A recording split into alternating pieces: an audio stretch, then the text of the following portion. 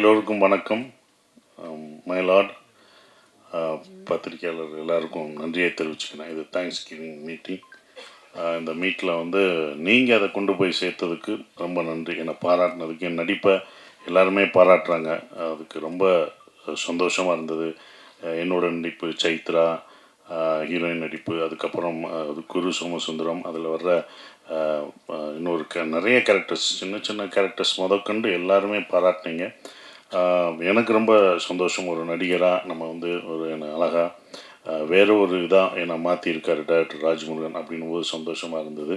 அப்புறம் இந்த படம் எப்படி போகிறது அப்படின்றது இப்போ எனக்கு ரொம்ப சந்தோஷமானது. ப்ரொடியூசர் வந்து இவ்வளோ ஒரு வார்த்தைகள் சொல்கிறது வந்து ராஜ்முருகன் வந்து கொடுத்து வச்சுருக்கணும். இப்படி ஒரு ப்ரொடியூசர் நீங்கள் கிடைக்கிறதுக்கு. ஏன்னா ஒரு ப்ரொடியூசர் வந்து இது வெற்றி சார், நீங்கள் ஒன்றும் இது பண்ணாதீங்கன்னு சொல்கிற அந்த தைரியம் இருக்குது பார்த்தீங்களா, அதை தான் அவர்கிட்ட பாராட்டணும். என்றைக்கும் வந்து நான் ஏன் இறங்கி இந்த படத்துக்கு ப்ரொமோஷன் எல்லா ஊருக்கும் போனேன்னா, ஒரு நல்ல இயக்குனரும் ஒரு நல்ல ப்ரொடியூசரும் தோற்றுடக்கூடாது என்றைக்கும். அது அவங்க என்றைக்கும் ஜெயிக்கணும் அப்படின்ற ஒரு விஷயம் தான். ஃபஸ்ட் டே கலெக்ஷனை பார்த்துட்டு எல்லாருமே பயந்துட்டாங்க கொஞ்சம், என்னடா அப்படின்ற ஒரு விஷயம். அப்போ எனக்கு தைரியம் இருந்தது, கண்டிப்பாக எல்லாருமே நல்லா இருக்குன்னு சொல்கிறாங்க, அதை இன்னும் கொண்டு போய் சேர்ப்பாங்கன்ட்டு. அது சனிக்கிழமையும், ஏன்னா ஒரு நல்ல படங்கள் ஸ்லோவாக அதுக்கான நேரத்தை எடுத்துக்கிறோம். ஒரு நல்ல படங்கள், ஒரு நல்ல சினிமா வந்து எப்போதும் ஒரு நேரம், அதுக்கான கொஞ்சம் டைம் எடுத்துக்கும். அப்போ எடுத்தோடனே உங்களுக்கு அப்படின்ற ஆயிடாது, அது கொஞ்சமாக தான் போகும். அது மவுத் பப்ளிசிட்டி எல்லாம் நீங்கள் கொடுத்த இதுவும் சரி, பார்த்தவங்க போய் சொல்கிற ஒரு விஷயம் இருக்குது. அது வந்து இந்த படத்தில் நடந்தது. நான் வெள்ளிக்கிழமை சொன்னேன் கரெக்டாக ஃபுல்லாகும் அப்படின்னு. அவங்ககிட்ட நம்பிக்கை. வெள்ளிக்கிழமை ஸ்லோவாக இருந்தது, சனிக்கிழமை உங்களுக்கு கரெக்டாக இருக்கும்னு. சனி ஞாயிறு போயிடுச்சு. இப்போ அடுத்த வாரமும் இந்த படம் மயிலாடு வந்து எல்லா தேட்டர்களையும் தொடருது. ஒரு 250 தேட்ரு அப்படியே இருக்குது. ஸோ அடுத்த வாரமும் போகும். ஏன்னா இதை நான் அயோத்தியிலே பார்த்துட்டேன். எனக்கு எங்கேருந்து வந்துச்சுன்னா தைரியம். அயோத்தியில் ஃபஸ்ட் வீக்லாம் அவ்வளோ இது போல் கொஞ்சம் ஸ்லோவாக தான் இருந்தது. அது 2வது வாரம் 3வது வாரம் தான் அதோட கலெக்ஷனை எடுத்தது. ஸோ அந்த மாதிரி இந்த படம் கண்டிப்பாக எடுக்கும்ன்ற நம்பிக்கை மக்கள் மேலே வச்சுருக்கும், எடுக்கும். அது இன்னும் நல்லா போயிட்டுருக்கு. இப்போ வந்து அடுத்து அது போய் சேர்கிற இடத்துல போய் சேர்ந்துடும்.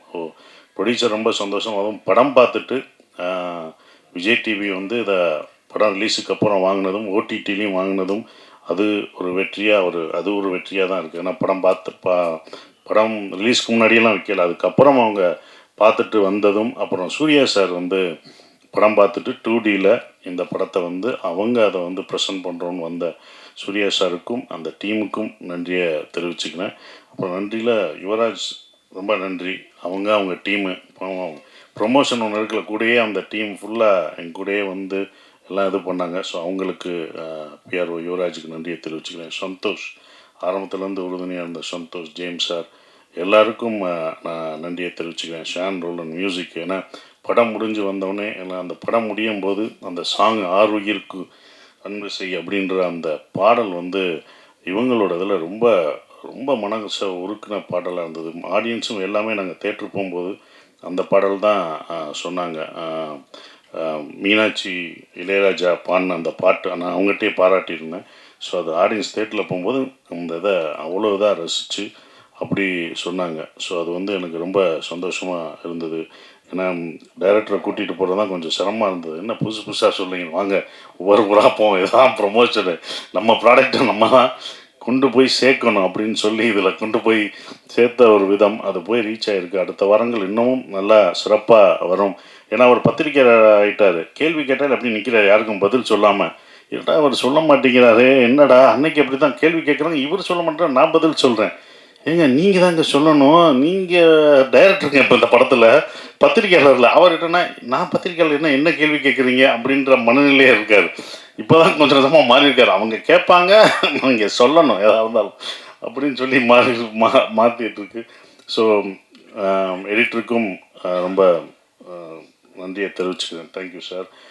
Producer sir, super sir. உங்களுடைய படங்கள் எல்லா படங்களும் ஒவ்வொரு வித்தியாசமாக இருக்கும். அப்படி இந்த ஒரு படமும் வித்தியாசமான ஒரு படத்தை, ஒரு நல்ல படத்தை நீங்கள் சொல்லியிருக்கீங்க. என்ன அயோத்தி எப்படி ஒவ்வொரு படமும் ஏதாவது ஒன்று செய்யணும், அது வந்து ரிலீஸ் ஆகிட்டு மட்டும் வரக்கூடாது. அயோத்தி எப்படி ஒரு மாற்றத்தை கொடுத்தோம். ஏன்னா இது போட்டாங்க, மானியமே கொடுத்தாங்க, கவர்மெண்ட்லேருந்து ஜியோ பாஸ் பண்ணாங்க. இந்த மாதிரி அனுப்புகிறவங்களுக்கு 2 லட்சம் கொடுக்கலாம். இந்த மாதிரி இறந்தவங்களை அவங்க ஊருக்கு அனுப்புறதுக்கான அந்த இது பண்ணாங்க.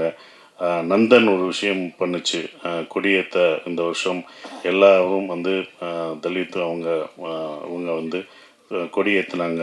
ஸோ இதெல்லாம் ஒன்று ஒன்று பண்ணுச்சு. இதுவும் கிட்னி திருட்டை கண்டிப்பாக இந்த படம் தடுக்கும்ன்ற நம்பிக்கையில் தான் இந்த படம் வந்திருக்கு. அதை வந்து உங்களுக்கு நிச்சயம் அது நடத்தும்ன்ற நம்பிக்கை ஒவ்வொரு படம் செய்யும், அது செய்யும். எங்களை வாழ்த்தின, எங்களை பாராட்டின அனைத்து பத்திரிகை மீடியாவுக்கு என்னுடைய நன்றியை தெரிவிச்சுக்கிறேன். எல்லாருக்கும் நன்றி. தேங்க்யூ. யுவராஜுக்கு நன்றி. எல்லாருக்கும் வணக்கம். ரொம்ப இவ்வளவு பேர் இந்த நேரத்தில் வந்து உங்களுடைய நேரத்தை இங்கே செலவு பண்ணதுக்காக முதல்ல நன்றி.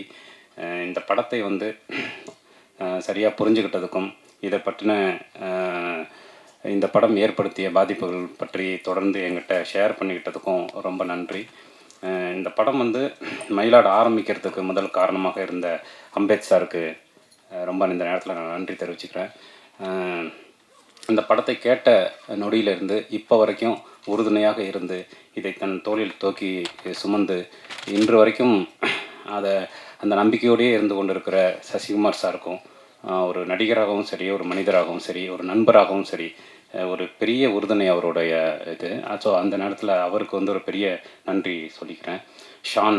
ஷானும் அதே மாதிரி தொடர்ந்து வந்து நிறைய விஷயங்களை ஒரு வாத்தியார் மாதிரி ஷேர் பண்ணிக்கிட்டே இருக்கிற ஷானுக்கு இந்த தொடர்ந்து எனக்கான இசையை கொடுத்து கொண்டிருக்கிற அவருக்கு நன்றி. எடிட்டர் சத்யராஜ், நீரவ் ஷாரு, இந்த படத்தில் வேலை பார்த்த அத்தனை பேருக்கும் நன்றி தெரிவிச்சுக்கிறேன்.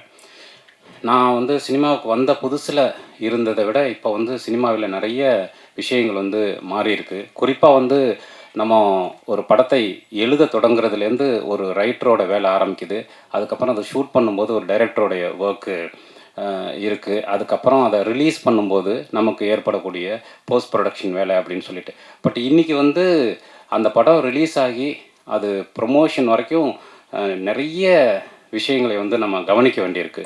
இன்றைக்கி வந்து ஒரு ரைட்டிங்க்கு எவ்வளவு கஷ்டப்படுறோமோ, ஒரு ஃபிலிம் மேக்கிங்க்கு எவ்வளோ கஷ்டப்படுறோமோ, ஐ மீன் அதை ப்ரொசீட் பண்ணுறதுக்கு என்ன மாதிரியான உழைப்பை போடுறோமோ அதே உழைப்பை வந்து ப்ரொமோஷனுக்கும் போட வேண்டியிருக்கு.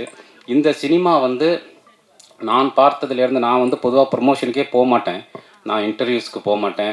நான் அடிப்படையிலே ஒரு ஜேர்னலிஸ்ட்டாக இருந்ததுனால அந்த விஷயங்களில் எனக்கு அதிக ஆர்வம் கிடையாது. பட் இப்போ வந்து அது ஒரு பெரிய டாஸ்காக இருக்குது. நம்ம எப்படி வந்து ஒரு ஃபிலிமுக்கு வந்து ஒர்க் பண்ணுறோமோ அதே ஒர்க்கை, அதே ஸ்க்ரீன் பிளேவை ப்ரொமோஷனுக்கும் பண்ண வேண்டிய ஒரு சூழல் வந்து இன்றைக்கி உருவாயிருக்கு.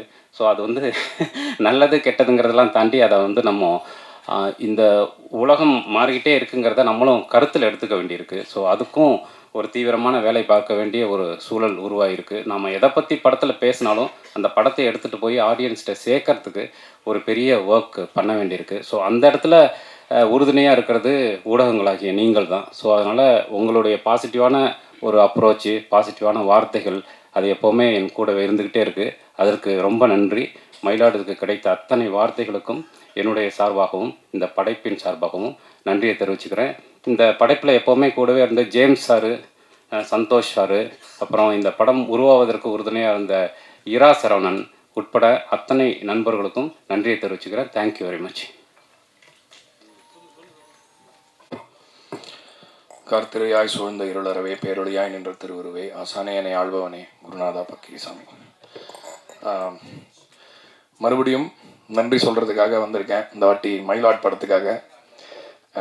சில படங்கள் வந்து எனக்கு ஒரு பணி, ஒரு ஜாப் எடுத்துருக்கோம், இந்த ஜாபை நல்லா செய்யணும் அப்படின்னு நினைப்போம். ஒரு சில படங்கள் மட்டும்தான் நமக்கு ஓகே, இது நமக்கு ஒரு பொறுப்பு, ஒரு இசைக்கலைஞனாகவும் சரி, ஒரு மனிதனாகவும் நமக்கு இது ஒரு பெரிய பொறுப்பு. இதில் வந்து ஜாபை முடித்தா பத்தாது, நம்ம இதை பதிவாகவும் வந்து ரொம்ப நேர்த்தியான வருங்காலங்களுக்கான ஒரு நல்ல பதிவாகவும் இது அமையணுங்கும் பொழுது நமக்கு அது 2 ரெஸ்பான்சிபிலிட்டி ஆகிடும். எப்பயுமே ராஜமுருகன் சாருடைய உரையாடல்கள் நமக்கு நடக்கும்போதோ, அவர் எனக்கு பாட்டு எழுதும் போதோ, இல்லை அவரோட படத்துக்கு நான் இசையமைக்கும் போதோ எப்பயுமே அந்த பொறுப்புன்ற விஷயத்தை தான் நான் ரொம்ப உணர்ந்திருக்கேன். ஸோ ரொம்ப ஸ்பெஷலான ஒரு கிரியேட்டர். ஜோக்கர் படத்தில் ஆரம்பித்தோம், அதுக்கு முன்னாடி குக்குவில் பாடுற டைம்லேருந்தே அவரை வந்து ஒரு கிரியேட்டராக, ஒரு மனிதராக, அவரோட சிந்தனைகள் என்ன, அவர் என்ன மாதிரி ஒரு படைப்பாளின்றது எப்பயுமே சர்ப்ரைசிங்காக இருக்கும் எனக்கு. அதே மாதிரி மயிலாட் படத்தில் இன்னொரு புது விதத்தில் ஒரு சர்ப்ரைஸ் கொடுத்தாரு. அதாவது அவருக்கே உரித்தான அந்த பொலிட்டிக்கல் சட்டையரை வந்து ரொம்ப ஒரு ஜனரஞ்சகமாக எல்லாரும் ரசிக்கும்படியாக அவர் கொடுத்தது வந்து எனக்கு ரொம்ப சர்ப்ரைசிங்காக இருந்தது. அவர் இத்தனை வருஷமாக பார்க்குற ஒரு ஃப்ரெண்டாக ஒரு பிரதராக எனக்கு ரொம்ப பெருமையாக இருந்துச்சு. ஸோ மயிலாட் படத்தை எனக்கு கொடுக்கறது ரொம்ப தேங்க்ஸ் சார். அவரும் அதில் 2 பாடல்கள் எழுதியிருந்தார். ரொம்ப சிறப்பாக அந்த பாடல்களும் எனக்கு அமைஞ்சது. அதே மாதிரி சசி சாருக்கும் இது ரொம்ப தொடர்ச்சியாக, அதாவது டூரிஸ்ட் ஃபேமிலிக்கு அப்புறம் இந்த படம் திரும்ப அவரோட சேர்ந்து ஒரு வெற்றியில் பங்கேற்கிறதுன்றது ரொம்ப ஸ்பெஷலான ஒரு தருணமாக உணர்றேன். அப்புறம் அம்பேத் சார், நிறைய நாங்கள் நேரில் மீட் பண்ணி பேசினதை விட ஃபோனில் பேசினது தான் அதிகம். ஸோ இந்த படம் பண்ணுறதுக்கு முன்னாடி அவர்கிட்ட நடந்த அந்த உரையாடலை தான் நான் இப்போ எனக்கு நினைவுக்கு வருது.